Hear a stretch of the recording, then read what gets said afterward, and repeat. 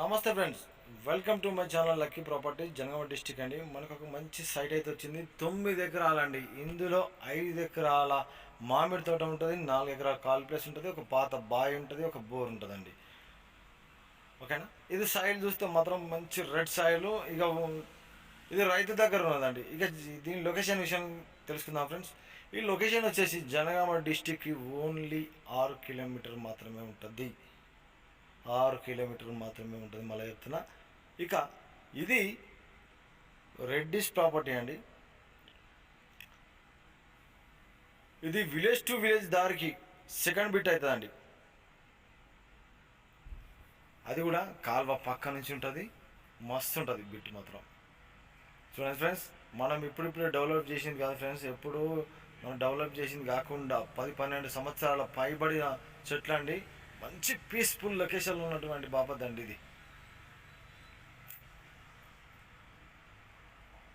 ఇక జనగాంకి అయితే 6 కిలోమీటర్లు ఉంటుంది. హైదరాబాద్కి అయితే 86 కిలోమీటర్లు ఉంటుంది. అదే సూర్యాపేటకి అయితేనేమో 86 కిలోమీటర్లే ఉంటుంది. సిద్దిపేట కూడా సేమ్ 86 కిలోమీటర్లే ఉంటుంది. కరీంనగర్కి అయితే 106 కిలోమీటర్లు ఉంటుంది. హుస్నాబాద్కి అయితేనేమో 66 కిలోమీటర్లు ఉంటుంది. ఇక హన్మకొండకు వస్తేనేమో 70 కిలోమీటర్లు ఉంటుందండి పక్కా. మనకు పూత చూడు ఫ్రెండ్స్, మస్తు కాసింది. మస్తు అంటే మస్తు కాసింది. మామిడి తోట క్రాప్ మాత్రం ఎక్సలెంట్ ఉన్నది. బెంగినపల్లి మామిడి పనులు అని చెప్తున్నాడు రైతు మాత్రం. ఇక ఓపెన్ ప్లేస్ వచ్చి ఎట్లుంటుంది అంటే, ఓపెన్ ప్లేస్ ఇక చూసుకోండి ఫ్రెండ్స్, చాలా బాగున్నది. సాయిల్ అయితే మంచి రెడ్ సాయిల్.